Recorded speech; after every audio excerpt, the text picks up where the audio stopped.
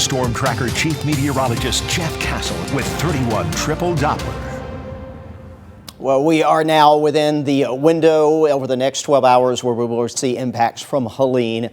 Based on the track, there's going to be two things that we are monitoring: wind and rainfall. The wind will start increasing later tonight into tomorrow morning. These are the expected gusts that we will likely see in many parts of North Alabama through the day tomorrow. And you can see those winds kind of averaging around 30 miles per hour with the gusts, maybe a little bit higher at times.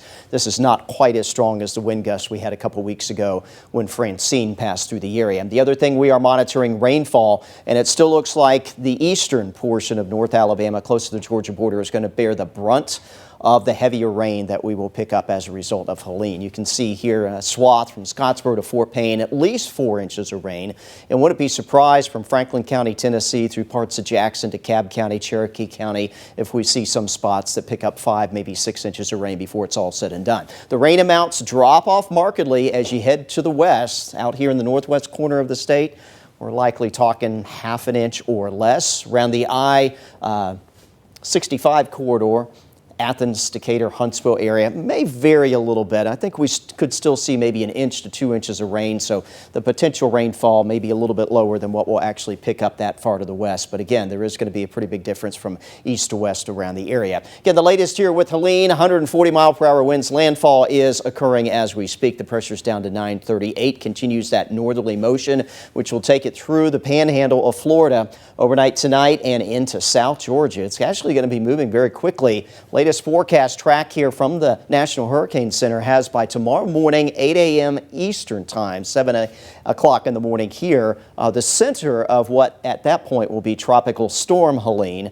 very close to the Atlanta area. Keep in mind with these systems, the worst of the weather along and east of the track. So we're going to do fairly well here in the Tennessee Valley in the case that we are going to be off to the west of the track. It is going to move northward. It'll kind of just fizzle out here somewhere between Nashville and Louisville as we take you on into the weekend, but keeping some unsettled weather going around here for us through Saturday and Sunday as well. But the biggest impacts, they are going to come over the next 12 to 18 hours here across the Tennessee Valley. Right now, Wave 31 Triple Doppler, just some lighter rain showing up. Scottsboro, Fort Payne.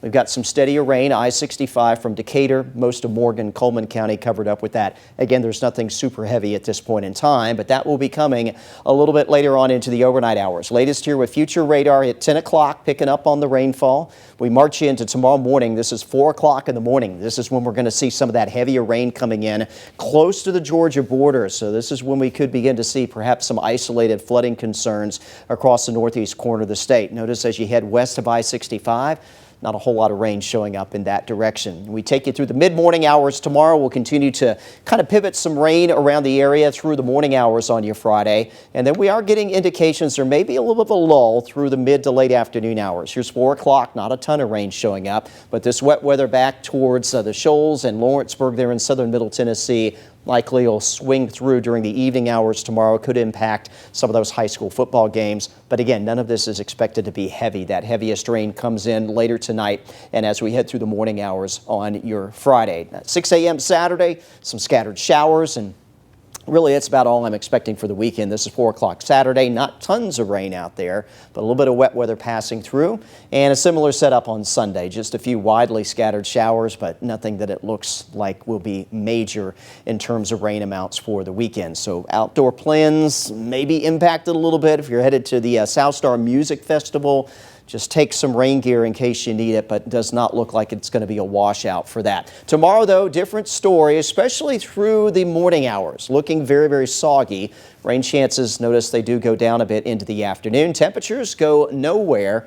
60s to around 70 as good as it gets. And again, we will be windy through the day tomorrow. Highs mostly upper 60s, low 70s. That's well off of average for this time of year. Again, big game Friday night, high school football games. Rain will be a possibility for those, so plan on taking rain gear with you. Temperatures will be settling back into the mid 60s heading on into your Friday evening. Here's your Wave 31 Storm Tracker. 10-day rain chances down Saturday, Sunday to 30%.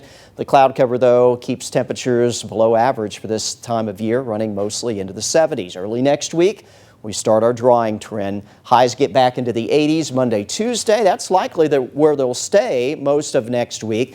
And we are tracking a midweek cold front, so that will begin to lower those overnight lows that could dip maybe into the 50s for the second half of next week. Nice stretch of weather, though, coming up once we get past these impacts from Helene and the showers over the weekend.